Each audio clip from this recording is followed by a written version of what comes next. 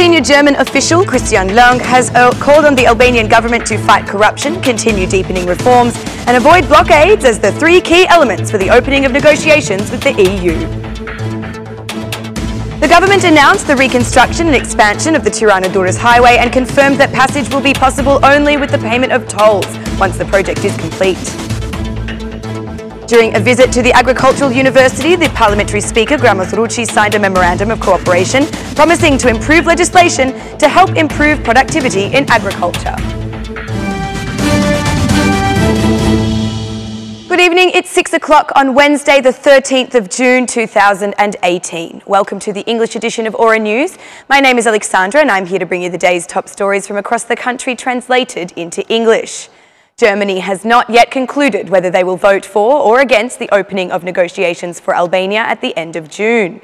Secretary of State for Relations with Parliament in the Federal Ministry for Justice and Consumer Protection, Christian Lang, said that justice reform will be the key to this decision-making. Today, I cannot yet give a response as to the decision that the federal government will make in this regard, but what I can say is that accelerating reform in the justice system is one of the important steps that will have an impact on this decision, and as you have been informed, this is a unanimous decision by the chiefs of the government. Certainly, other member states will also look to Albania's justice system. The justice system is very important to us. It is of great importance. That is why I came here today, said Christian Lang. Just 2 weeks remain until the decision will be made as to opening negotiations for Albania's membership in the European family or not, though Lang said that Germany will have its decision within the deadlines. We will make our decision in time, that is, before the European Council meeting. The issue of developments in the field of justice will play an important role. The justice system is the key to economic development. A functional state is the basis for the functioning of economy and business. Without the rule of law, there can be no attractiveness for investors, said Christian Lang. Also regarding the Tahiri issue, he said that, whilst it is a special case, it is not the deciding factor for his country in determining whether to open negotiations into the European Union. The senior German official said that Albanian politics should focus on the fight against corruption and to continue deepening reforms and avoiding conflicts.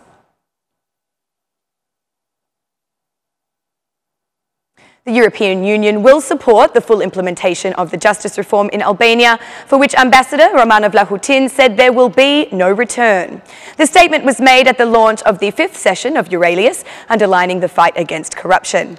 With the assistance of Euralius, the EU will provide human rights expertise as well as the fight against corruption in the country to make Albania a country with equal rights for all. Justice reform is a good instrument for security, and let's believe that change is possible, but that patience is necessary. There is no return.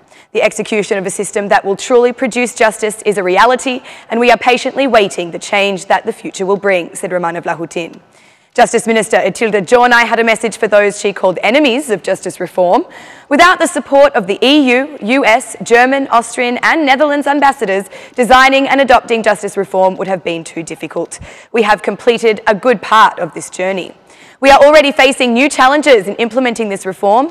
Efforts caused by opponents of the reform will remain only as failed attempts. The challenges encountered must not intimidate us, said Etilda Jornai. Attending the ceremony were personalities of law enforcement bodies, the Chief Prosecutor General Artur Marcu, judges, prosecutors and experts working on drafting the justice reform.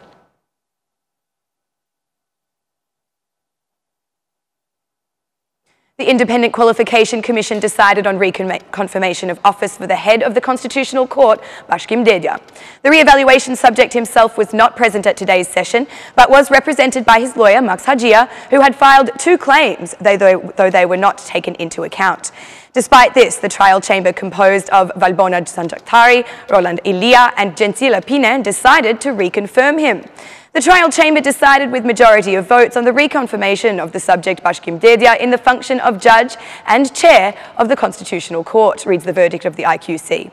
Lawyer Max Hajia, speaking after the decision, did not spare criticisms against the relator, Gensila Pine, who had concluded that Dedja had unclear origins and unjustifiable money in his wealth declarations.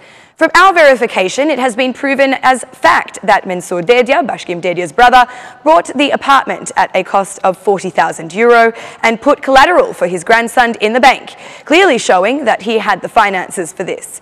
The case was conducted in a sporadic nature, and whilst I cannot say that the Commission violated its own procedures, it must be said that the Commission is here to serve by undertaking a thorough investigation, said Max Hajia. Further, Hajia added that the lack of a deep investigation has damaged the public reputation of the judge. This case was not reviewed accordingly and was not made available as per the procedures. This case should serve as example in order to ensure that nothing be considered as evidence until it has been investigated and verified to the end. I regret that the figure and personality of Mr. Dedya was denigrated publicly. In my opinion, he is one of the most correct personalities within the justice system, said Max Hajia.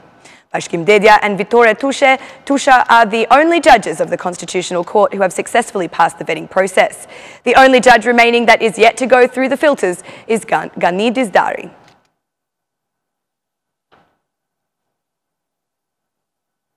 Today, Prime Minister Edi Rama said that the government expects the conclusion of the project for the reconstruction of the Tirana-Durrës highway in July. He added that passage on this highway will be accepted only with the payment of a toll after that time. Those who wish to travel without paying for the use of the road will benefit from the Indroç road being reconstructed. The Tirana-Durrës highway is not a road that simply deserves maintenance, but it has the necessity of reconstruction and expansion. We want to realise the reconstruction and expansion to shorten the time between Tirana and Durrës and to improve safety in the movement of the existing axis. A tariff will be applied to achieve this.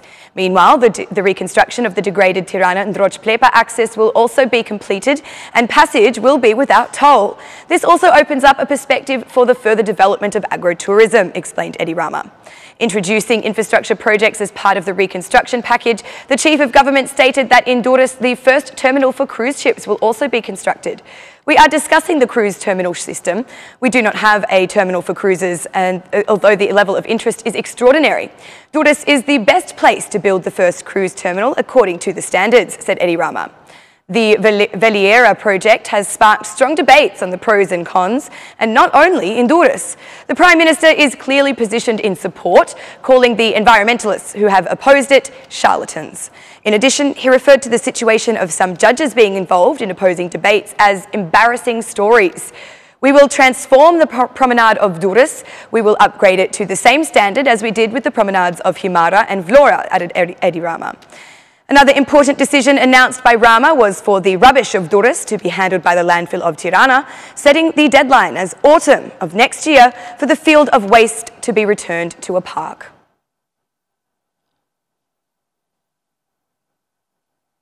While Prime Minister Edi Rama is expected to announce the new reduced road tariff for Kukës residents, the Democratic Party has warned that it will use all means possible to prevent it. Democratic Party MP Enkeled Alibeai said that the head of the government should let free and accept that they were wrong to imprison those who are still in jail following the initial protest against the tariff. We will not allow any action to be taken, nor should it be, so long as some people that were fighting for their rights are in prison.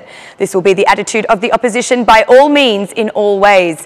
Edi Rama is no longer the one who can set tariffs or reduce tariffs for the Kukës residents or for any of the Albanians. Edi Rama must resign as soon as possible, said Enkeled Alibeai. The Democratic Party has supported the protests and resistance to the toll for the national highway, but Deputy Ervin Saliani points out that the DP will be even more active in the case of reduced tariffs. We have been close to them, but this time we will be even more active and supportive in any protest or reaction to not allow a tariff that weighs on the citizens of Kukës and Kosovo, causing economic damage to almost all of Albanians, said Ervin Saliani. On the other hand, the residents of the Kukës region have made it clear that they will not accept any tariff for the movement on the nation's road. Meanwhile, the concession company continues to rehabilitate the almost completely burned payment points during the March 31 protest.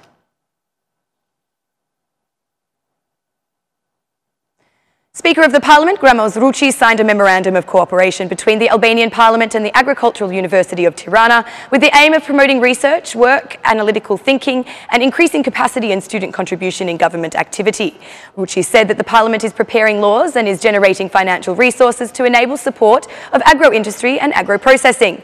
Gramoz Rucci said there is a significant discrepancy in the agricultural sector between employment contribution and economic growth contribution. During the visit to the Agricultural University, the Speaker of the Parliament, Gramoz Rucci, also attended the career fair, where agricultural enterprises were presenting the jobs for graduates of this university.